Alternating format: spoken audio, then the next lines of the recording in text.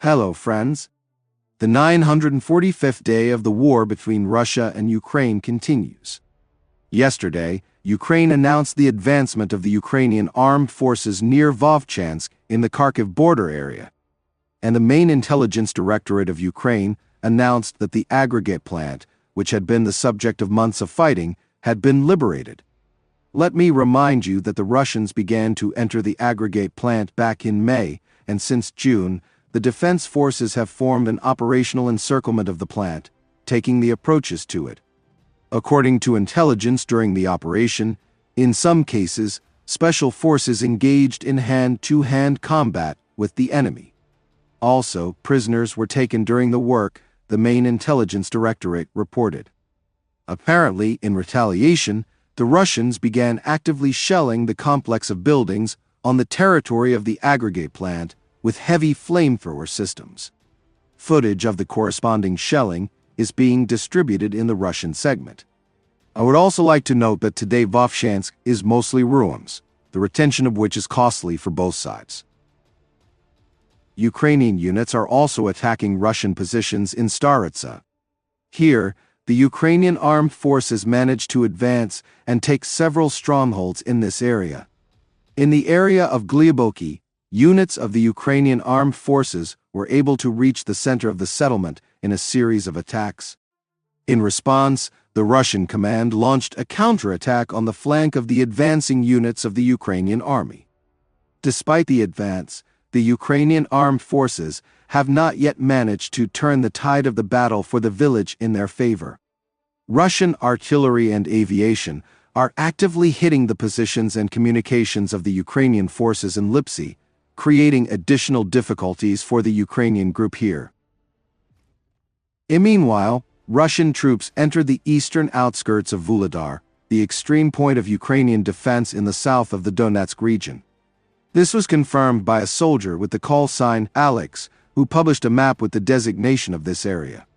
According to Alex, the Russians entered Vuhledar thanks to dispersal into small groups. As there was no such powerful attack, small assault groups of the enemy managed to penetrate the city, so we can conclude that at the moment there is a gray zone, the officer wrote. According to him, the Russians have not yet consolidated there, but the situation on the flanks around the city continues to be difficult.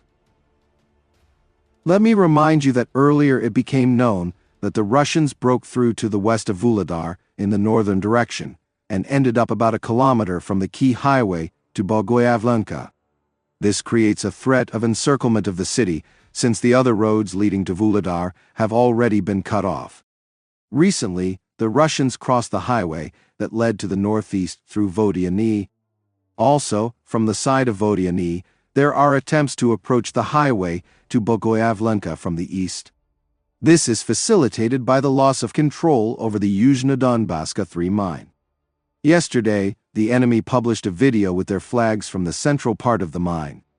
Thus, the Russians have about 4 kilometers left to the highway to Bohoiavlenka. Today, the head of the Council of Reserves of the Ground Forces, Timochko, said that the Russian army is advancing along the flanks of Vuhledar. The situation is close to semi-encirclement. The advance on the flanks is facilitated by the absence of residential buildings there, where it would be possible to hold the line. But he notes that now the city is not even in operational encirclement. At the same time, Timochko admitted that the armed forces of Ukraine could withdraw if the city is destroyed, and there are no buildings left to hold on to. At the same time, Western media write that the withdrawal of units of the 72nd Brigade has already begun. According to Forbes, they began to quietly retreat from Vuhledar to more advantageous defensive positions.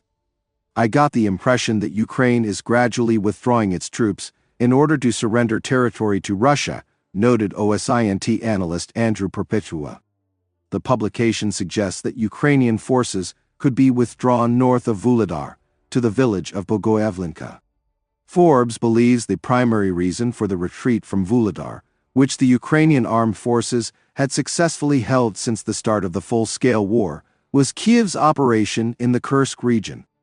Ukraine's defenses in the east were already buckling before the general staff in Kiev ordered units from about 8 brigades to attack across the border in the Kursk region last month.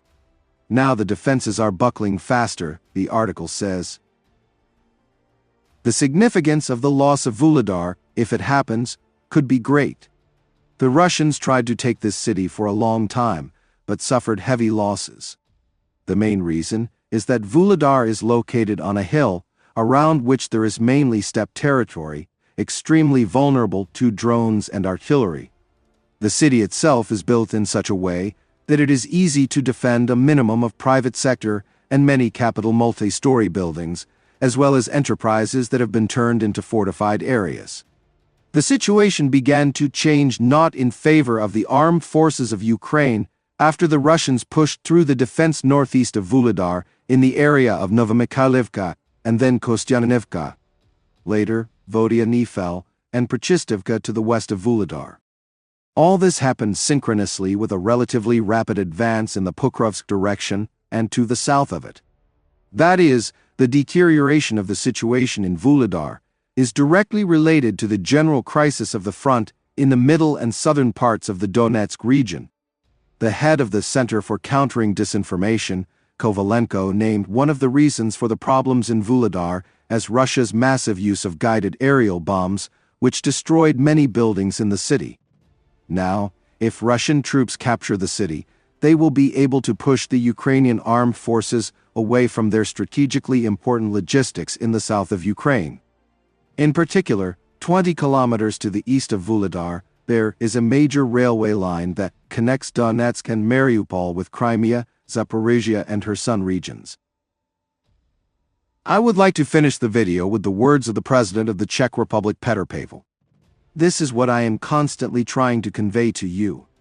Pavel said that victory over Russia at the cost of destroying half of the Ukrainian population is not a victory. As reported by České noviny, Petr Pavel called hopes that the war will end with a clean victory for Ukraine in a few weeks or months, dangerous for everyone. I have never doubted that we should support Ukraine in restoring its territorial integrity, that this is the ultimate goal.